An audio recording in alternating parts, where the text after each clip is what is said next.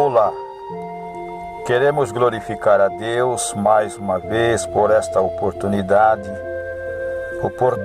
esta que tem nos concedido o Senhor, de nós estarmos na Tua presença, porque nós sabemos que na presença do Senhor há abundância de alegria.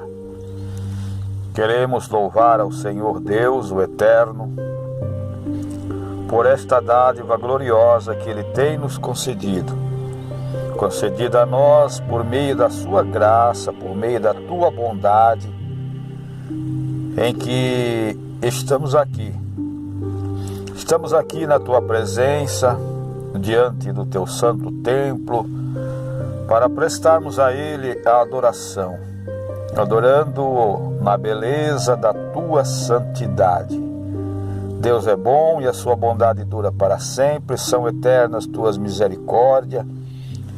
E isto é que nos leva a prestarmos a nossa adoração a Ele em exclusividade. Porque Ele tem feito coisas grandes, coisas maravilhosas no meio do Seu povo, de geração em geração. Teu nome é santo, de geração em geração Teu nome é eterno. Porque não há Deus como este, não há Criador supremo como Ele, que fez os céus e a terra, fazendo assim o homem à sua imagem e à sua semelhança, e dando o Espírito do seu sopro de vida. Glória a Deus. E neste momento, nós queremos fazer uma leitura da Sua Santa Palavra, baseado no livro de Êxodo, capítulo de número 20, versículo 1 até o versículo 5. Vamos aprender nestes simples versículos o decálogo e a aliança do Sinai. Vamos fazer esta leitura da palavra de Deus atenciosamente, com muita referência, lendo pausadamente aquilo que Deus tem colocado na tábua do nosso coração. Diz assim a palavra do Eterno: Então falou Deus todas estas coisas, dizendo: Eu sou o Senhor teu Deus, que te tirei da terra do Egito, da casa da servidão. Não terás outros deuses diante de mim. Não farás para ti imagem de escultura, nem alguma semelhança do que há em cima nos céus, nem debaixo da terra, nem nas águas, e nem tampouco debaixo da terra. Não te encurvarás a elas, nem as servirás, porque eu, Senhor teu Deus, sou Deus zeloso, o Deus que visito a maldade dos pais nos filhos, até a terceira, a quarta e a última geração daqueles que me aborrecem. Glórias ao Santo Eterno Deus. Vemos aqui nesta passagem bíblica o decálogo da aliança do Senhor Deus no Sinai. Como introdução desta mensagem, desta palavra, nós entendemos que Deus estabeleceu um pacto com o povo de Israel no Monte Sinai. A partir deste momento, o povo teria uma obrigação a cumprir os mandamentos do Senhor como única base fundamental da vossa santíssima fé. Pois a vida e a morte estavam condicionadas aos mandamentos do Eterno. Jeová, o Senhor da glória, bendito seja o teu santo nome para sempre, e glórias a Ele, hoje, amanhã e até o dia da eternidade. Nós entendemos aqui que pelo ler desta palavra e pela leitura da mesma que nós aqui o fizemos, Nós vemos aqui o início da aliança de Deus para com o seu povo Israel no Sinai. Ao ler a narrativa de Êxodo, capítulo 19, versículo 18, nós vemos e entendemos, nós vemos que o monte de Deus ele fumegava e tremia, pois o Senhor descera nele como fogo. Foi neste ambiente, neste recinto de glória e manifestação que Deus estabelece um pacto com o seu povo de Israel, aqueles a quem tirou das terras do Egito com braços fortes, transmitindo para eles, por meio de Moisés, os 10 mandamentos escritos em pedra, a fim de instruir acerca da tua vontade. E entendemos pelo conceituando o termo do decálogo. O termo do decálogo que vem do grego deca, que quer dizer 10. E logo nós vamos entender a palavra literalmente, que significa 10 anunciados ou 10 declarações, fazendo alusão dos 10 mandamentos dados por Deus ao seu povo no Monte Sinai, tendo-nos como referência o capítulo 34, versículo número 28 do livro de Êxodo, e trazendo a referência em conformidade com Deuteronômio, capítulo 4, versículo de número 13. Além de ter sido procedido por Deus, foi também escrito pelo próprio Deus em tábuas de pedra. Os 10 mandamentos são a lei absoluta aos princípios de que envolve tudo e não dão margem a qualquer exceção. Glória seja dada ao nome do Altíssimo para sempre. Que nós possamos glorificá-los, honrando e bendizendo o seu santo nome para sempre. Vemos aqui, possamos assim aprender também os 4 primeiros mandamentos básicos dados por Deus. Mandamento este que seria a forma do povo estar na presença do Senhor. Nós vamos entender já logo no início desta passagem, desta mensagem, qual Deus colocou no nosso coração, os 4 primeiros mandamentos, que o povo de Israel tinha que tomar como base principal. Ao analisar os 10 mandamentos, nós percebemos que os 4 primeiros diretamente escritos sobre as reverências a Deus, a característica da divinidade do decálogo.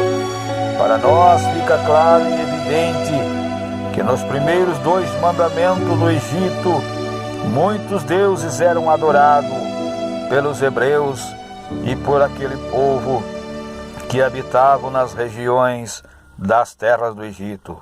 Os habitantes de Canaã eram adoradores politeístas, mas Israel deveria ser diferente, como um povo qualificado em adoração a Deus exclusivamente como o único Criador de todas as coisas. Na qualidade de povo peculiar de Deus, deveriam ele, o povo de Israel, se caracterizar por uma devoção singular e exclusiva a Deus.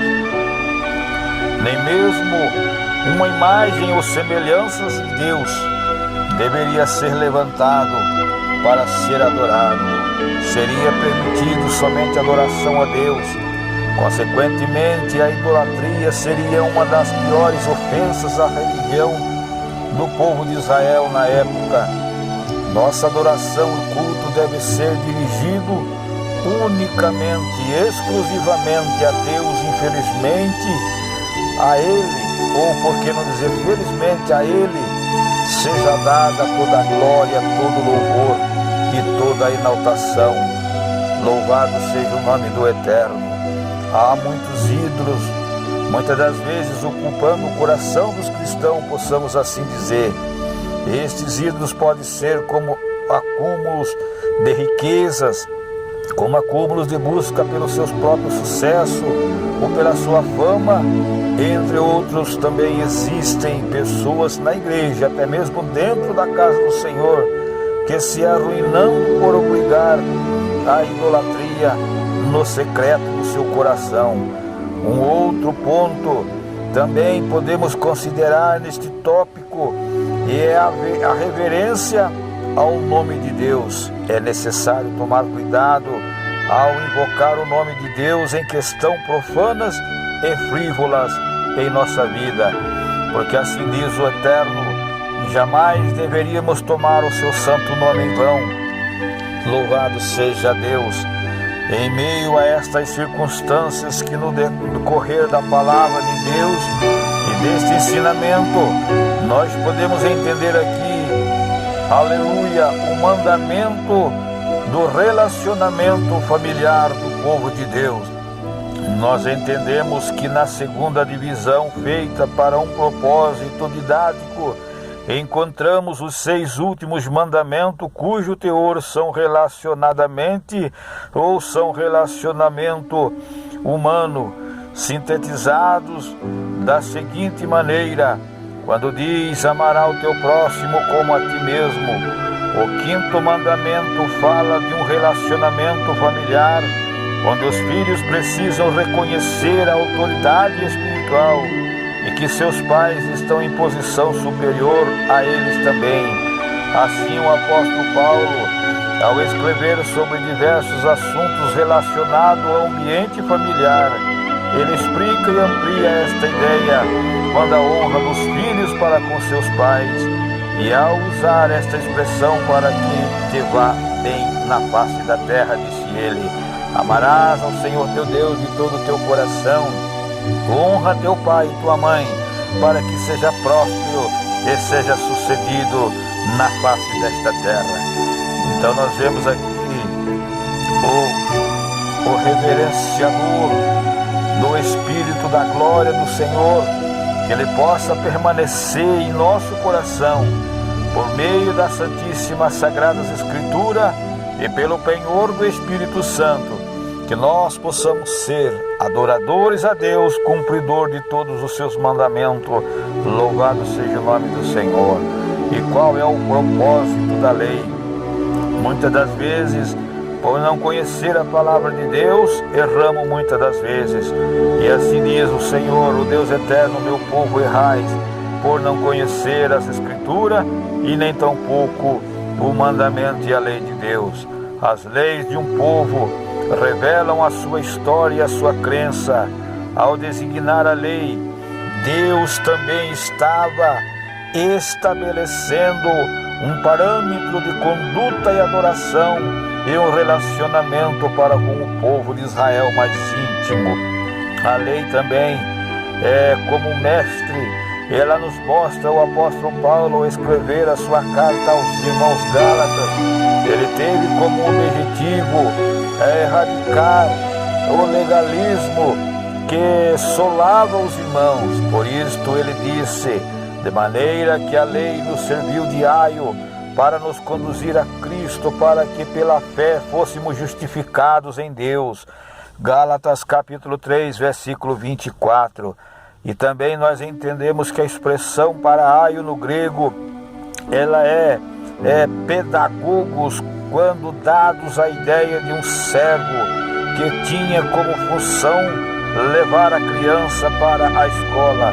Foi justamente este papel da lei, um mestre para o ensinar a Israel e ajudá-los a permanecer em contato com o Deus da glória. Reverenciando, Deus o revelou ao homem quem de fato ele é. A lei expôs a malignidade do pecado, mas ao mesmo tempo apontou o caminho da expiação pela fé em Deus através do sacrifício de Jesus Cristo oferecido no tabernáculo. Louvado seja o nome do Senhor. Entendemos então que pela característica distante dos códigos dos hebreus, todo código são baseados na autoridade de Deus e não de um reino. Louvado seja Deus, ou de um rei. Não há divisão entre a lei civil e a lei religiosa. As leis morais, legais e religiosas estão entretecidas e são inseparáveis. Isto demonstra que Deus, Ele se interessa por todos os aspectos de vida relacionados à vida do homem na face da terra. Entendemos então que as leis eram aplicadas sem fazer acepção de pessoas. As leis eram aplicadas e elas o protegiam, os indefesos, tais como os escravos, órfãos, viúvas e também como os estrangeiros. Os castigos da lei manifestam um alto conceito na vida do ser humano e de toda a humanidade na face da terra.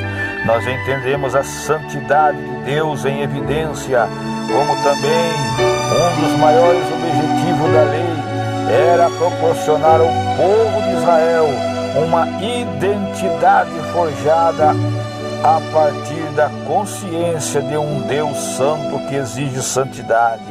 Infelizmente, o povo não conseguiu obedecer à lei em sua totalidade. Como meio de preparar o erro, Deus revela a Moisés diversos tipos de sacrifício para a expiação do pecado. A lei mostrava ao homem a sua dificuldade de alcançar o perdão requerido por Deus, tanto que nenhum homem poderia ver a face de Deus e viver eternamente. Glórias a Deus, louvado seja o nome do Senhor. Nós entendemos aqui, pela mesma expressão da palavra, a atualidade dos 10 mandamentos dados por Deus. Embora tenha sido instruído para os hebreus os 10 mandamentos, tinham eles o objetivo de serem universalmente divulgados pelo povo de Israel. Este código de lei, este código, louvado seja Deus, abarca todos os aspectos da vida. Por isso, o que nele está escrito envolve todos os homens, louvado seja Deus. E nós aqui temos agora, ao decorrer do fim dos tempos, nós encontramos Jesus, louvado seja Deus, Jesus e a lei. Ao iniciar o seu ministério terreno na terra, Jesus deixou bem claro que a sua missão não era revogar a lei, mas ser ele o cumpridor de todas as leis. Veio para cumpri-la, conforme lemos em Mateus capítulo 5, versículo de número 17. Através da sua postura, ele não somente cumpriu toda a lei, como também ampliou a sua visão, esclarecendo o verdadeiro sentido da lei. Jesus, como autor da nova aliança, ele corrobora os 10 mandamentos, ainda sintetiza dizendo: amarás o Senhor teu Deus de todo o teu coração. Aqueles que assim procedem, aqueles que assim perseverar em cumprimento do amor ao próximo, cumpre-se toda a lei e o mandamento de Deus em teu coração. Louvado seja o nome do Senhor. E nós encontramos logo na consequência desta mensagem a declaração, o decálogo na visão, louvado seja Deus, Paulínia, a revista atualizada e corrigida. O apóstolo Paulo, louvado seja o nome do Senhor, um dos maiores ícones do Novo Testamento, ele pontua que a lei tinha funções diferentes daquelas que os judeus pensavam.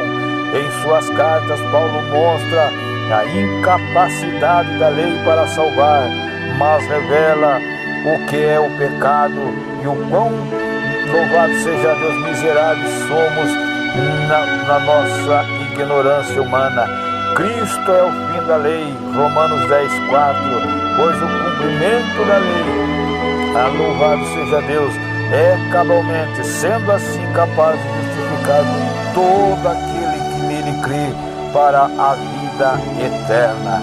Em conclusão do decálogo nós temos, o decálogo não foi, louvado seja o nome do Senhor, instituído apenas para Israel, mas sim para toda a humanidade, pois o objetivo de Deus era que, através de Israel, seu nome fosse santificado entre as nações. A lei revelou ao homem a sua misericórdia e a sua miserabilidade. Mas Jesus, superior à lei, mostrou que onde abundou o pecado, a graça de Deus superabundou pela tua grande e infinita misericórdia e morte expiatória na cruz do Calvário. Para finalizar esta mensagem tão gloriosa e maravilhosa, que nos traz o cumprimento e o entendimento das palavras do Senhor, nós temos por base para focar, louvado seja Deus, Tito capítulo 2, versículo de número 11, que diz: porque a graça de Deus se manifestou, trazendo a salvação a todos os homens. Amém? E graças a Deus, que o Senhor te abençoe, e que a palavra do Senhor seja para nós um fulgor de glória, e que nós possamos, em cumprimento ao Salmo 119, o versículo 105, que diz assim: lâmpada para o meu pé é a tua palavra, e luz para os meus caminhos. Glória a Deus. Amém? E assim seja.